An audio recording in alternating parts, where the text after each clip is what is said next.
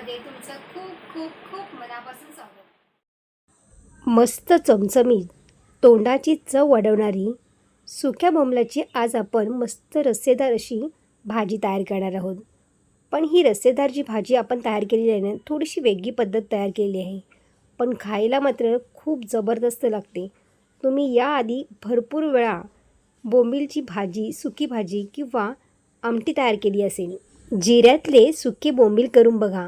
अहो, 2 घास जास्त खाल्ल्याशिवाय राहणार नाही, इतकी मस्त चमचमीत लागते. आणि खरं सांगते मंडळी, याआधी तुम्ही जेवढे पण पदार्थ केले असतील ना सुक्या बोंबल्याचे, तेवढे सगळे विसरून जाल, इतकी ही मस्त चवदार लागते. मग चला बनवूया जिऱ्यातले सुके बोंबील. सगळ्यात आधी आपल्याला बोंबील हे भिजवून ठेवायचे आहेत. तर इथे मी बोंबील 10 ते 12 घेतलेले आहेत. छान असे बारीक कट करून घ्यायचे आहेत आणि ते आपल्याला पाण्यामध्ये भिजून घ्यायचे आहेत. पाण्यामध्ये भिजत आहेत तोपर्यंत आपण मसाल्याची तयारी करूया. मसाल्यासाठी आपल्याला लागणार आहे सुकी बेडगी मिरची. तर इथे आपल्याला बेडगी मिरचीच वापरायची आहे, लवंगी मिरची वापरायची नाही आहे, तर ती खूप जास्त तिखट होते.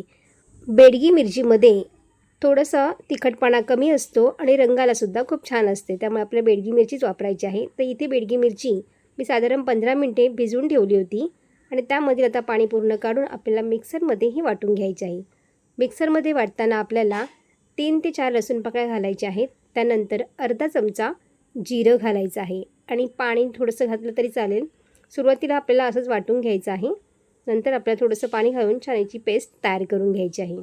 मसाला आपला इथे तयार झालेला आहे. आता आपण फोडणी तयार करायला घेऊया. तर इथे मी एक पातेलं ठेवलेलं आहे. गॅस आपल्याला लो फ्लेमवरती ठेवायचा आहे. त्यानंतर तेल घालून आपल्याला तेल छान गरम झाल्यावरती एक कांदा आपल्याला बारीक कट करून यामध्ये घालायचा आहे. कांदा आपल्याला सोनेरी रंग होईपर्यंत छान परतून घ्यायचा आहे. आता हे आपण जे जिरा बोंबील करतो आहे ना, त्यासाठी फार मसाल्याची गरज लागत नाही. तर कांदा छान परतून झालेला आहे. आता यामध्ये आपल्याला काही मसाले घालायचे. तर मसाल्यामध्ये इथे मी छोटा चमचा हळद घेतलेली आहे. त्यानंतर आपल्याला चवीनुसार यामध्ये मीठ घालायचं आहे. हळद आणि मीठ इतकंच घालायचं आपल्याला.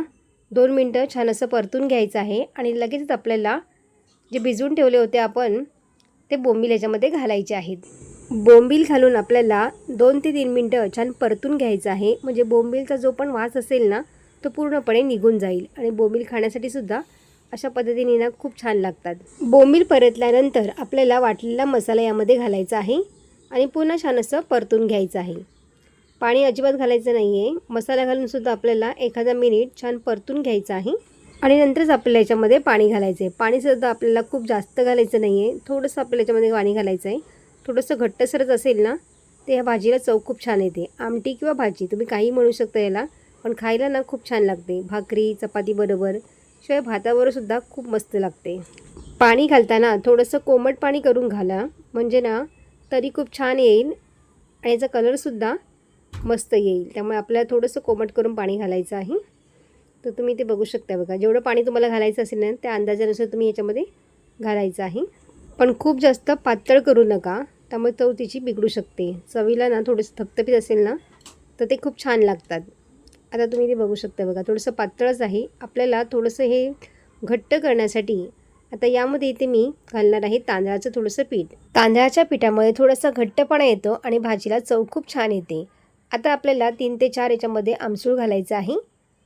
तुमच्याकडे आंब्याची फोडं असतील तर तुम्ही ती देखील घातलीत ना तरी चालेल.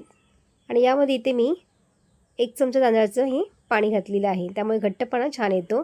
छान उकळ येऊ द्यायचे आहे आणि आपले हे बोंबील जे आहेत ना, ते छान शिजून घ्यायचे आहे. झाकण ठेवून आपल्याला हे शिजून घ्यायचं आहे. तर खाण्यासाठी आपले तयार झालेले आहेत जिऱ्यातले हे सुके बोंबील. खायला ना मस्त लागतात. एकदा तरी ना अशा पद्धतीने नक्की ट्राय करून बघा. तुम्हाला माझ्या करण्याची पद्धत कशी वाटली मला नक्की कमेंट करून सांगा आणि रेसिपी आवडली असेल तर लाईक, शेअर आणि सबस्क्राईब करा. बाजूची बेल आयकॉन पण जरूर प्रेस करा, जेणेकरून जेव्हा पण मी नवीन व्हिडिओ अपलोड करेन त्याची सर्वात आधी नोटिफिकेशन तुम्हाला पाहायला मिळेल. पुन्हा भेटू अशीच एका नवीन रेसिपीमध्ये. तोपर्यंत मस्त खा आणि स्वस्त राहा.